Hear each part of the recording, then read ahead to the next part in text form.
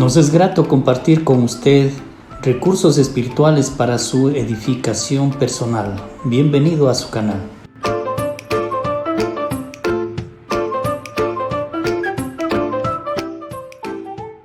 Evangelio según San Juan, capítulo 20, versículos del 1 al 10. El primer día de la semana, María Magdalena fue de mañana, siendo aún oscuro, al sepulcro, y vio quitada la piedra del sepulcro. Entonces corrió y fue a Simón Pedro y al otro discípulo, aquel al que amaba Jesús, y les dijo: Se han llevado del sepulcro al Señor, y no sabemos dónde le han puesto. Y salieron Pedro y el otro discípulo, y fueron al sepulcro. Corrían los dos juntos, pero el otro discípulo corrió más aprisa que Pedro, y llegó primero al sepulcro. Y bajándose a mirar, vio los lienzos puestos allí, pero no entró. Luego llegó Simón Pedro tras él, y entró en el sepulcro, y vio los lienzos puestos allí, y el sudario que había estado sobre la cabeza de Jesús, no puesto con los lienzos, sino enrollado en un lugar aparte. Entonces entró también el otro discípulo que había venido primero al sepulcro, y vio y creyó, porque aún no habían entendido la Escritura, que era necesario que él resucitase de los muertos. Y volvieron los discípulos a los suyos. Estamos ante el acontecimiento más importante de la historia de toda la humanidad, la resurrección de Jesús. En este pasaje tenemos dos personajes importantes. Se trata de María Magdalena y del apóstol Juan, quien escribe este evangelio. Hablemos de María Magdalena. En primer lugar, es escogida por Dios para ser la primera persona que se acerca al sepulcro. ¿Cuándo? El primer día de la semana, y comprobar que el sepulcro está vacío. Eso es lo único que vio. No está el Señor. Y entonces sale corriendo, dice María Magdalena, y va y avisa a Pedro y a Juan. Ellos también, con la novedad, van al sepulcro y de igual manera encuentran el sepulcro vacío. Ahora, en su humanidad, lo que María Magdalena y los apóstoles piensan es: alguien se llevó el cuerpo. Esa es la primera cosa, y no saben dónde le han puesto. Entonces ellos quieren averiguar quién se llevó y dónde le pusieron. Y nos presenta esta parte de la debilidad humana, en este principio de hay que ver para creer. Y Dios nos muestra que hay otra manera, hay otro principio, que es ir a las Escrituras para creer. Tenemos dos relatos en el Antiguo Testamento acerca de la muerte, de la sepultura y la resurrección de Jesús.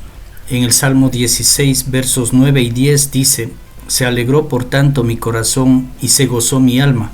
Mi carne también reposará confiadamente, porque no dejarás mi alma en el Seol, ni permitirás que tu santo vea corrupción. En Isaías 53, del 1 al 10, en la versión Reina Valera actualizada del 2015, dice: ¿Quién ha creído nuestro anuncio? ¿Sobre quién se ha manifestado el brazo del Señor? Subió como un retoño delante de él y como una raíz de tierra seca. No hay parecer en él ni hermosura. Lo vimos, pero no tenía atractivo como para que lo deseáramos. Fue despreciado y desechado por los hombres, varón de dolores y experimentado en sufrimiento. Y como escondimos de él el rostro, lo menospreciamos y no lo estimamos. Ciertamente él llevó nuestras enfermedades y sufrió nuestros dolores. Nosotros lo tuvimos por azotado, como herido por Dios y afligido, pero él fue herido por nuestras transgresiones, molido por nuestros pecados. El castigo que nos trajo paz fue sobre él, y por sus heridas fuimos nosotros sanados. Todos nosotros nos descarriamos como ovejas, cada cual se apartó por su camino, pero el Señor cargó en él el pecado de todos nosotros. Él fue oprimido y afligido, pero no abrió su boca. Como un cordero fue llevado al matadero, y como una oveja que enmudece delante de sus esquiladores, tampoco él abrió su boca. Por medio de la opresión y del juicio fue quitado. Y respecto a su generación, ¿quién la contará? Porque él fue cortado de la tierra de los vivientes, y por la transgresión de mi pueblo fue herido. Se dispuso con los impíos su sepultura, y con los ricos estuvo en su muerte, Aunque nunca hizo violencia ni hubo engaño en su boca, con todo eso el Señor quiso quebrantarlo y lo hirió.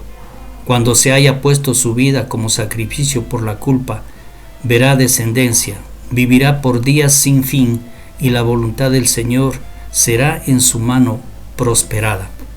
Los judíos en general, y particularmente las autoridades religiosas conocedoras del Antiguo Testamento y de las profecías, debían haber relacionado que esta profecía tenía que ver con Jesús. ¿Por qué? Porque Juan el Bautista públicamente manifestó: he aquí el Cordero de Dios que quita el pecado del mundo. Sin embargo, esto no sucedió.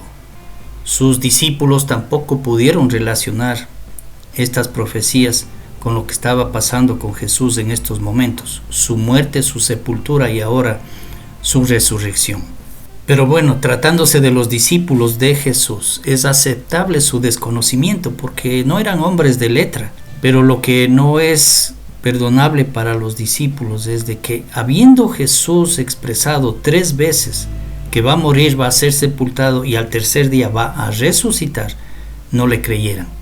Pues tenemos aquí las referencias. En el Evangelio según San Mateo tenemos 3 referencias.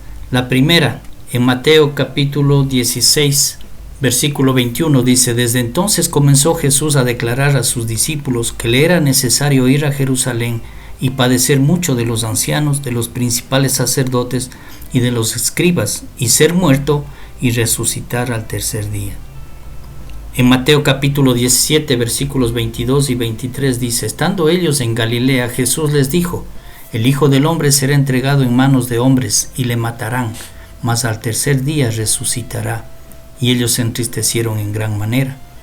Y en Mateo capítulo 20, versículos del 17 al 19 dice: subiendo Jesús a Jerusalén, tomó a sus 12 discípulos aparte en el camino y les dijo: he aquí, subimos a Jerusalén, y el Hijo del Hombre será entregado a los principales sacerdotes y a los escribas, y le condenarán a muerte, y le entregarán a los gentiles para que le escarnezcan, le azoten y le crucifiquen, mas al tercer día resucitará. Tenemos también aquí la referencia en el Evangelio según San Lucas, en el capítulo 18, versículos del 31 al 33. Dice: tomando Jesús a los 12, les dijo: he aquí subimos a Jerusalén, y se cumplirán todas las cosas escritas por los profetas acerca del Hijo del Hombre. Pues será entregado a los gentiles y será escarnecido y afrentado y escupido, y después que le hayan azotado le matarán, mas al tercer día resucitará. Fue difícil para los discípulos quitarse ese principio de ver para creer, mas Jesús les está presentando otro principio diferente. Para creer hay que ir a las Escrituras. Segundo, para creer hay que oír la voz del Señor. Es suficiente. Lo que Él dice, eso es verdad y eso se cumple. Por lo tanto, ¿qué debían haber hecho los discípulos? Si hubieran creído las Escrituras o si hubieran creído a la palabra de Jesús, debían haber estado el primer día de la semana esperando verle a Jesús resucitado. Pero según el pasaje les vemos a ellos frustrados, preocupados, angustiados. No está el cuerpo del Señor en el sepulcro. ¿Quién se llevó? Este pasaje nos dice que de todas las religiones del mundo, la única que su profeta no está en el sepulcro es el cristianismo.